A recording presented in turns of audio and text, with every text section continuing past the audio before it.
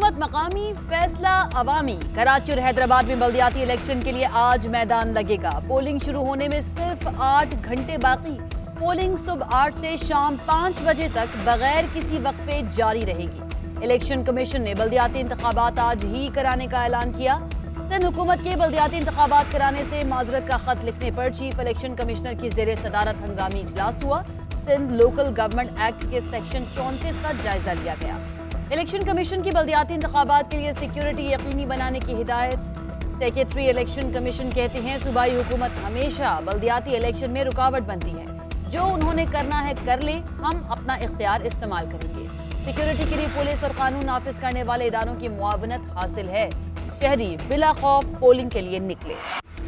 सिंध में बल्दियाती इलेक्शन के दूसरे मरहले में 727 उम्मीदवार बिला मुकाबला कामयाब होने वालों में कराची के साथ हैदराबाद से 410 और ठट्टा डिवीजन के 310 उम्मीदवार शामिल। इलेक्शन कमीशन के मुताबिक दूसरे मरहले के बल्दियाती इंतखाबात में 17,863 उम्मीदवार मद्दे मुकाबिल हैं। तीनों डिवीजन में 8,857 पोलिंग स्टेशन बनाए गए हैं, जिनमें से 8,153 को हसास या इंतहाई हसास करार दिया गया है।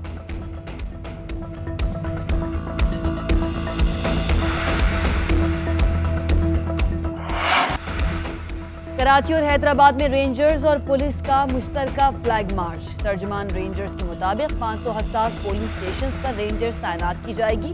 हंगामी सूरत हाल से निपटने के लिए रेंजर्स क्विक रिस्पांस फोर्स इलाके में मौजूद रहेगी। वजारत दाखिला ने हसास पोलिंग स्टेशन पर फ्रंटियर कांस्टेबलरी तैनात कर दी। GHQ की जानिब से माजरत के बाद वजारत दाखिला ने FC एहलकारों को तैनात किया। सिंध हुकूमत और इलेक्शन कमीशन तैनाती के पॉइंट्स की निशानदही करेंगे।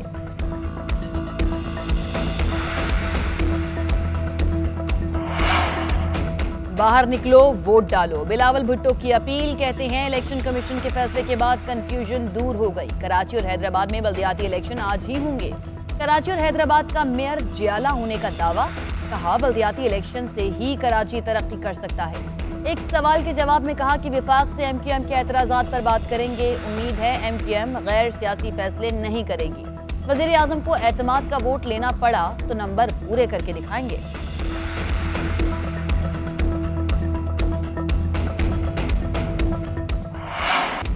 MQM का मैदान खाली न छोड़ने का ऐलान। आज बल्दियाती इंतखाबात में हिस्सा लेंगे। MQM पाकिस्तान के इजलास में बड़े फैसले। MQM के तहफ्फुज़ात दूर करने के विफाक और सिंध के वादे पूरे नहीं हुए।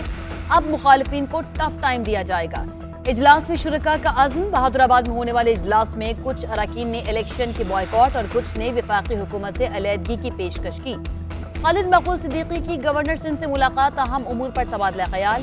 MQM रहनुमा प्रेस कॉन्फ्रेंस में अपने फैसलों से आगाह करेंगे।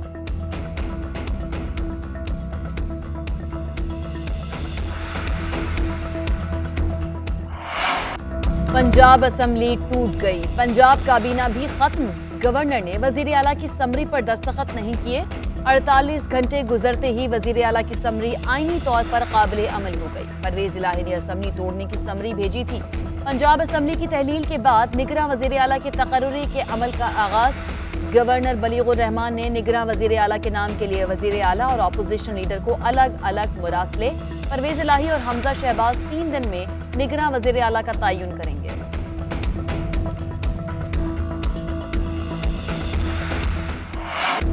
वज़ीर आज़म शहबाज शरीफ को एतमाद का वोट तो लेना पड़ेगा। इतनी टेंशन दूंगा कि शहबाज शरीफ को सोने के लिए नींद की गोलियां खानी पड़ेंगी। इमरान खान कहते हैं जनरल बाजवा की एक्सटेंशन के हवाले से फैसला नहीं किया था। 6 लोग मेरे पास आए थे, जिनमें 2 फौजी अफसरान थे। एक अफसर ने जनरल बाजवा का पैगाम पहुंचाया कि मेरे खिलाफ सियासत शुरू हो जाएगी और मैं काम नहीं कर सकूंगा। इस बात पर जनरल बाजवा को एक्सटेंशन देने पर कायल हुआ।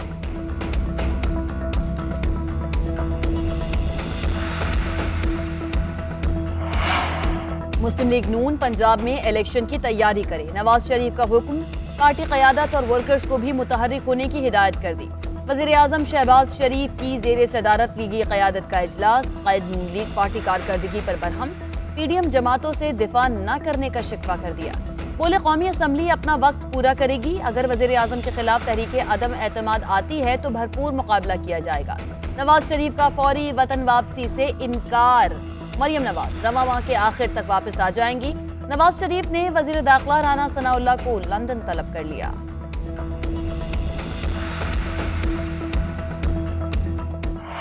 खान इशारा करेंगे और मैं नहीं कहूँगा कि नहीं मैंने नहीं करना। देखे, मैंने पहले से और हर फोरम पे क्लियर कट ये बात की और आज भी दोबारा इस बात को दोहराना चाहता हूँ कि जो इमरान खान की तरफ से इशारा मिलेगा उस वक्त खैबर पख्तूनख्वा की असम्बली जो है वो बाकी नहीं रही।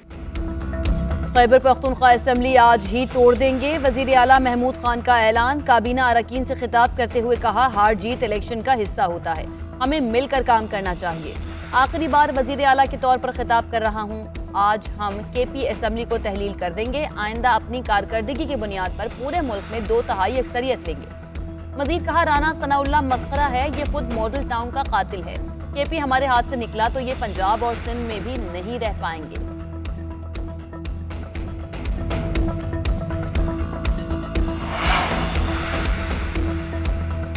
आमने दुश्मनों का रात की तारीकी में फिर वार। पेशावर में सरबन पुलिस स्टेशन पर दहशतगर्दों का हमला। फायरिंग के तबादले में डीएसपी सरदार हुसैन और 2 अहलकार शहीद हो गए।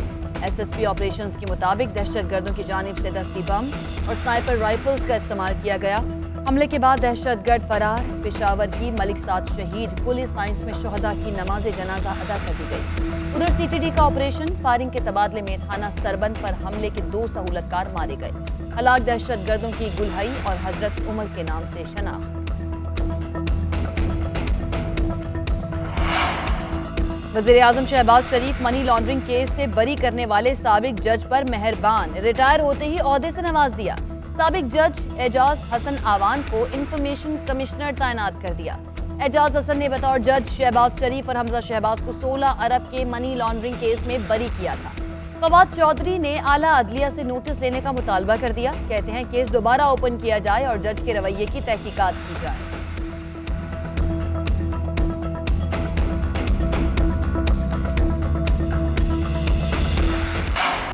पंजाब असम्बली टूट गई। पंजाब काबीना भी खत्म। गवर्नर ने वजीर आला की समरी पर दस्तखत नहीं किए।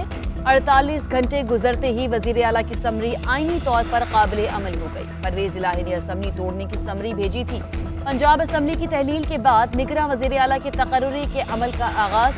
गवर्नर बलीगुर रहमान ने निगरां वजीर आला के नाम के लिए वजीर आला और अपोजिशन लीडर को अलग अलग मुरासले। परवेज इलाही और हमजा शहबाज 3 दिन में निगरां वजीर आला का तयन करेंगे।